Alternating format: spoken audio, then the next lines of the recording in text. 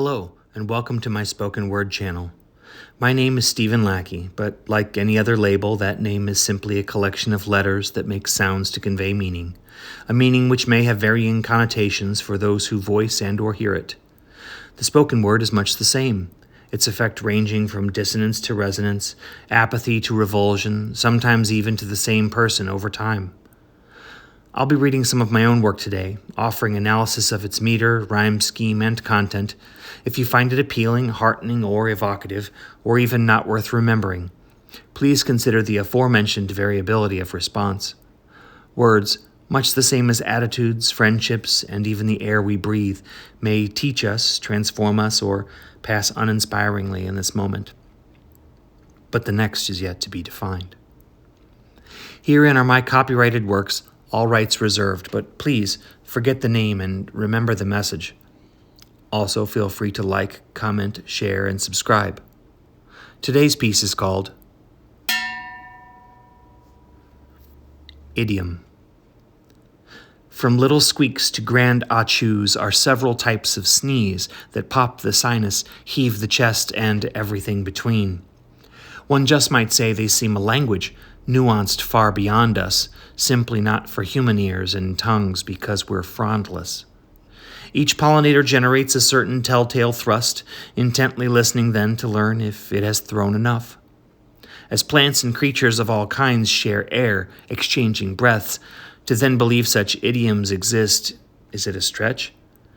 By that, I'd say allergic folk are actually the norm, and those who never blast one out are yet to get on board. So, small to grand, let's do our part. Take in the wilding air, let eyes go red and itchy, dab the drips, let trumpets flare. As plants don't care for stonewall sorts who'd not see their world green, in blatant disregard for it with antihistamines.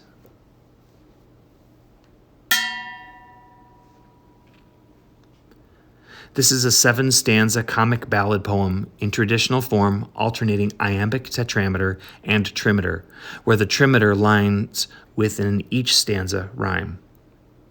I enjoy examining the secret life of things, whether realistically or, in the fable tradition, even supposing how disparate things in the natural world might interrelate. Here I imagine that plants listen for sufficient sneezers so they don't overwork themselves by excessive pollen manufacture, and that certain of us may not be playing by the rules.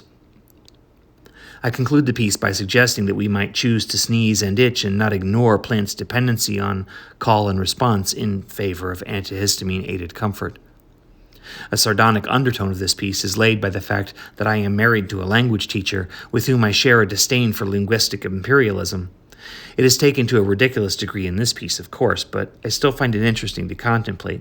In fact, as primates, we often misinterpret the language of dogs and blame them for it. For example, wagging tail sometimes equals happy, sometimes not. Barking sometimes equals fear, sometimes not, etc. Thank you for joining me today. I hope it has been some mix of enlightening, entertaining, and thought-provoking, and if not, well, perhaps another time. You could have spent it any number of ways, but I sincerely appreciate that you've chosen to spend this time listening to phrases I have turned. I'd like to hear your thoughts as well. Drop a comment below regarding what your own or someone else's creative writing and or spoken word has meant to you. Also, subscribe to my channel if you like. I'm not sure how often I'll be posting, but if you click the notification bell, you'll be among the first to know when I do. Please also consider this.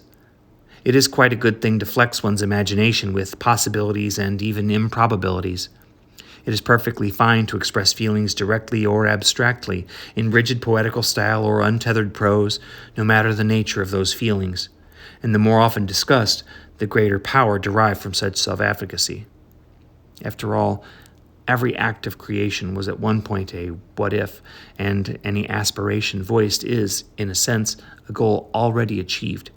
One must merely take the steps. Start today. Embody the strength. Find a voice. Be heard.